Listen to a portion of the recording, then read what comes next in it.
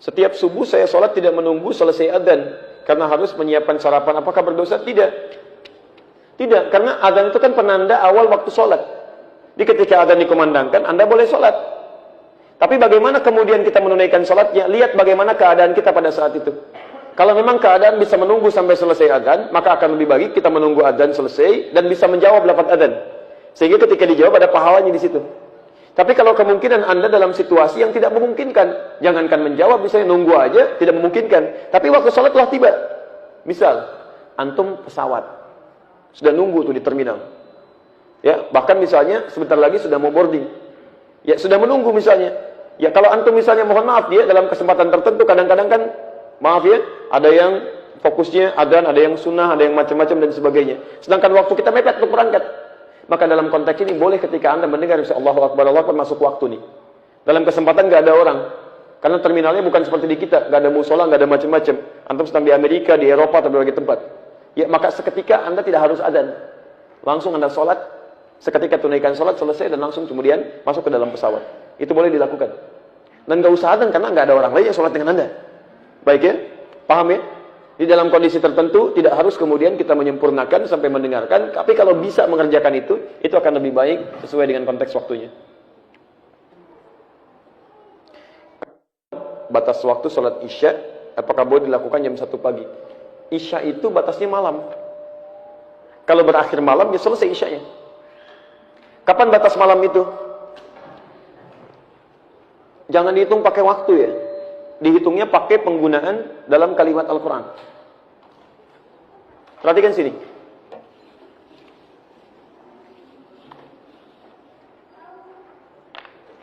Salat Isya itu dikerjakan waktunya kapan? Pagi, siang, sore? Malam ya. Malam bahasa Arabnya lail. Ingat ada muqaddimatul lail, awal malam. Muqaddimatul lail, ini awal malam. Ada lail, ini malam. Kalau muqaddimatul lail, ini belum malam. Baru jeda waktu menuju malam. Ini yang disebut dengan maghrib. Maghrib. Biasanya untuk menunjuk pada waktu ini menggunakan kata ila sebelum kata lail. Ila. Misal, Anda puasa kan? Mulainya kapan? Subuh, baik. Bukannya kapan? Maghrib kan? Maghrib, ketika menyebutkan maghrib, kalimat Qurannya ini ilal lail. Quran surah kedua Al-Baqarah ayat 187. Paling kanan di pertengahan. Thumma atimmus siyama ilal lail. Kemudian sempurnakanlah puasa sampai di awal malam. Maksudnya maghrib. Bukan sampai Isya. Awas, karena ada orang dalam satu aliran, dalam sekte Syiah, itu puasanya sampai Isya. Betul, sampai Isya, terlampau soleh. Nabi aja maghrib, dia Isya. Jadi kalau antum punya teman, maghrib nggak mau buka, kemudian dia masuk kamar misalnya, terus Isya dia baru buka, nah itu terindikasi Syiah diantaranya. Ya. Nah sekarang lihat, kalau sampai masuknya malam, maka itu yang disebut dengan lail. Lail. Ini yang dimaksud dengan malam. Kalau malam sudah tiba, maka dimulai dengan Isya di sini. Isya. Kapan batasnya malam ini? Batas malam itu ketika malam mulai habis muncul fajar. Ya. Lihat kalimatnya.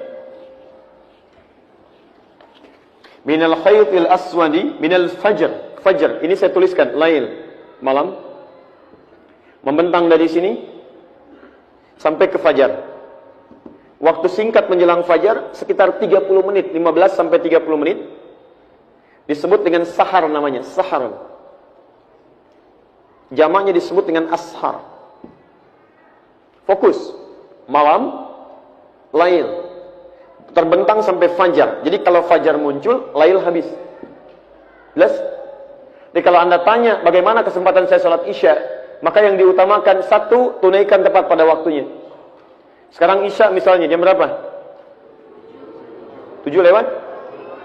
Baik, di Bekasi 7 lewat 7 misalnya kan? Baik, 19 bisa di sini lewat 5. Maka ketika muncul azan, Allahu Akbar menunjuk pada waktu ini, maka dimulai salat Isya.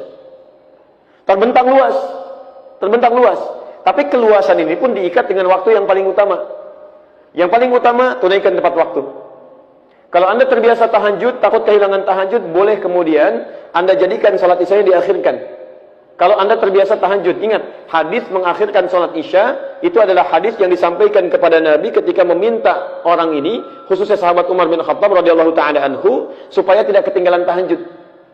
Beliau akhirkan sholat isya itu supaya bisa bangun tahajud. Karena umumnya orang kalau belum mengerjakan yang wajib, akan biasa, lebih kuat motivasinya bangun dibandingkan dengan yang sunnah. Nggak percaya begini, Bapak Ibu belum sholat isya, silahkan tidur. Malamnya pasti bangun. Karena ada beban yang merasa belum ditunaikan. Tapi kalau Anda misalnya, maaf, sudah sholat isya, kemudian Anda tidur, tidak terbiasa tahajud, itu bangunnya boleh jadi bisa mendekat ke subuh. Jelas ya? Nah jadi, lihat sini, jika Anda kemudian ingin berusaha menunaikan tahajud, dan terbiasa tahajud, maka boleh kemudian mengakhirkan sholat isya, tapi pada batas-batas yang ditoleransi. Tidak terlampau mepet ke subuh. Misal, Anda bangun jam 2, ya, Anda misalnya dari jam 1, atau misalnya jam 3 dan sebagainya. Tapi lebih baik prinsipnya tunaikan dari batas awal waktu sampai ke pertengahan waktu. Pertengahan waktu itu tengah malam. Kalau kita ambil jam 12 atau kisaran sampai jam 1. Ya. Dan dianggap tidak disukai, bahkan makruh bagi orang-orang yang sengaja mengakhirkan sholat isya sampai ke waktu sahar, sampai ke sini. 30 menit sebelum waktu subuh. Itu dipandang makruh sekalipun masih ada waktunya di situ. Jelas ya? Lihat pertanyaan. Pertama, pas adzan isya, itu waktu terbaik. Kedua, sampai pertengahan malam, kisaran jam 12 misalnya. Dari jam 1 sampai kisaran jam 4, itu kita petakan untuk tahajud. Dari jam 4 sampai setengah 5, itu yang disebut waktu sahar. Kata Al-Quran, waktu sahar itu lebih bagus dipakai istighfar.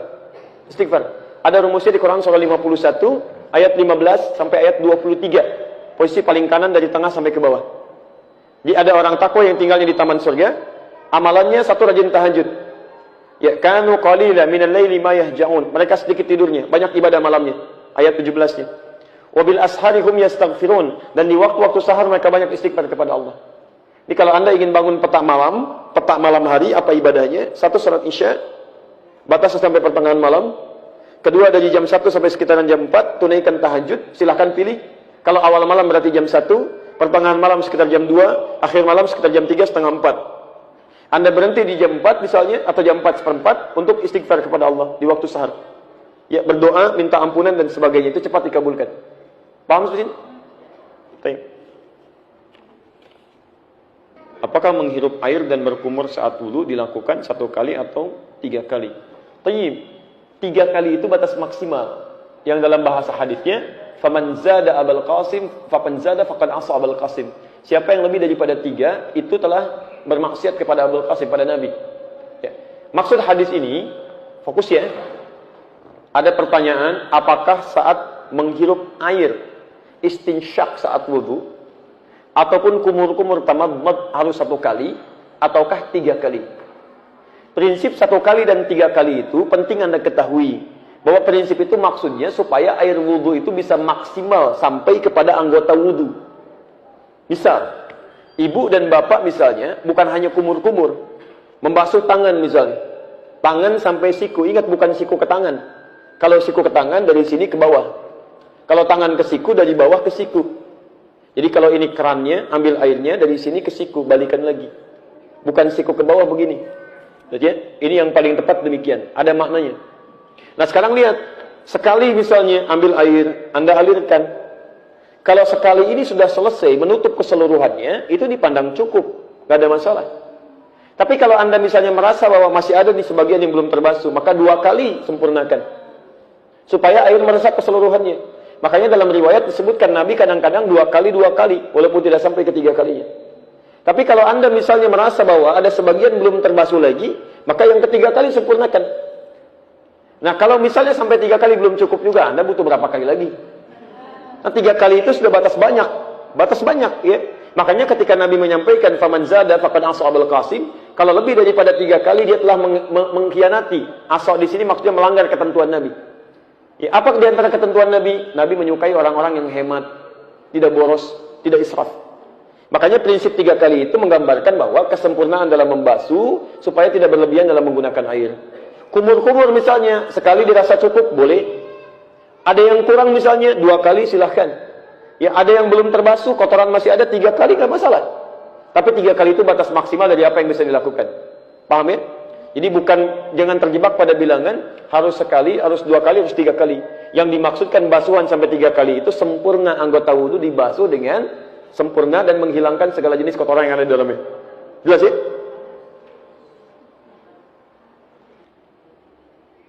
Ustadz, ketika saya punya hajat, ingin haji atau umrah, atau membangun rumah, membeli mobil, tetapi nggak ada uang. Terus masalahnya apa? Ya. Apakah amal soleh boleh diniatkan untuk hajat tersebut? Masya Allah. Contoh, setiap Jumat saya bersedekah supaya hajat saya segera terwujud. Mohon penjelasan. Ini biasa. Memang tipikal di antara sifat manusia itu ingin beramal dengan mendapatkan kompensasi. Ada. Wajar itu. Gak apa-apa, itu sesuai fitrahnya. Itu ada di Quran surah ke-3 Ali Imran ayat 133. Posisi paling kanan sebelah atas. Wasari'u ila maghfiratin min rabbikum wa jannatin arduha as-samawati wal ardu u'iddat lil muttaqin. Dan bergegaslah Anda memohon ampunan kepada Allah. Kemudian lihat kalimatnya. Berharaplah bisa mendapatkan surga yang seluas langit dan bumi. Di Quran mengatakan, silahkan Anda berharap, jadi mengerjakan amalan supaya bisa masuk surga. Itu puncak tertingginya. Ada orang-orang tertentu yang ketika dia beramal ingin mendapatkan surga. Lihat, itu bagian dari keikhlasan, boleh. Ikhlas paling rendah itu ketika dia mengerjakan sesuatu, ingin mendapatkan balasan, tapi sesuai keinginan Allah. Kan yang perintahkan kita masuk surga kan Allah. Jadi kalau kita misalnya mengatakan, saya sholat karena Allah, iya. Saya sholat ingin mendapatkan surga, boleh nggak? Boleh, karena Allah menyuruh supaya kita sholat mendapatkan surga. Tapi itu tingkatan paling bawah, puncak tertingginya saya nggak peduli. Mau masuk surga atau kemanapun terserah Allah. Yang penting saya sholat Allah ridha. Itu puncak tertingginya. Nah, apa kata Quran ayat 134-nya? Alladzina yunfikuna fis sarra'i wad dharra. Ada orang yang mengamalkan amalan supaya bisa masuk surga. Di antaranya infak. Wal kadhimina al ghaidha, sanggup menahan amarah. Jadi ketika dia mau infak itu motivasinya mendapatkan surga seluas langit dan bumi. Itu kata Quran boleh. Tapi tingkat tertinggi ketika dia tidak punya pamrih dengan amalannya. Terserah Allah. Nah, cuman yang tidak tepat itu adalah ketika amalan-amalan Anda ditarik ke dalam urusan dunia. Itu yang sangat disayangkan. Jadi kalau mau beramal, nggak usah mikirin dunia, sayang. Walaupun ada motivasi dalam amalan, menjadikan amalan ketika dikerjakan, dunia dapat. Contoh, apa kelebihan 2 rakaat sebelum subuh? Lebih baik daripada dunia dan seisinya. Pertanyaannya tahu dari mana? Baik, hadis Muslim atau hadis 224. Lihat, rak'atal fajri khairum minad dunya wa ma fiha. 2 rakaat sebelum subuh itu lebih baik daripada dunia dan seisinya. Lebih daripada dunia dan seisinya. Jadi kalau Anda bisa mengerjakan 2 rakaat itu, Anda mendapatkan lebih daripada dunia dan seisinya. Lebih daripada dunia dan seisinya. Ada yang menafsirkan itu pahala yang tidak bisa ditandingi oleh dunia dan seisinya. Ada yang menafsirkan bahwa keadaan kita itu dijadikan memiliki sesuatu lebih daripada dunia dan seisinya. Maksudnya apa? Maksudnya hidup dia tidak akan diperbudak oleh urusan dunia, tapi dunia jadikan kecil sesuai dengan hajat kebutuhannya. Jadi dia nggak memandang dunia itu besar, tidak. Ya, orang yang memandang dunia itu besar, itu menunjukkan ada nafsu yang besar dalam dirinya, sehingga setiap yang dilihat diinginkan. Ahli 2 rakaat sebelum subuh itu, dia memandang dunia kecil. Saya nggak butuh. Yang saya butuhkannya yang saya ambil. Misal, saya butuh pakaian untuk sholat. Ketika dia butuh pakaian untuk sekedar sholat, maka dia hanya akan membeli pakaian untuk sholatnya. Yang lain walaupun banyak modelnya, itu kecil bagi saya. Saya nggak butuh. Cuman ingin, capek. Dia butuh minum. Apa fungsi minum? Menghilangkan haus. Yang penting air putih. Kan fungsinya menghilangkan haus. Ketika dia merasa apa yang dia butuhkan itu dia kerjakan, maka dia akan dicukupkan oleh Allah kepada yang dibutuhkan saja. Yang lainnya kecil. Tidak dianggap penting. Jadi orang seperti ini hidupnya nggak capek. Yang penting ada air putih, selesai. Apa fungsi makanan? Yang penting ada makanan. Jadi malam-malam nasi ada, kebuli aja, nasi goreng ada, masya Allah. Nggak enak pengen nasi goreng kebun sirih, masya Allah. Bayangkan, jam 12 kebun sirih Pak. Jam 12 udah berangkat, macet-macet, luar biasa. Sampai sana tutup.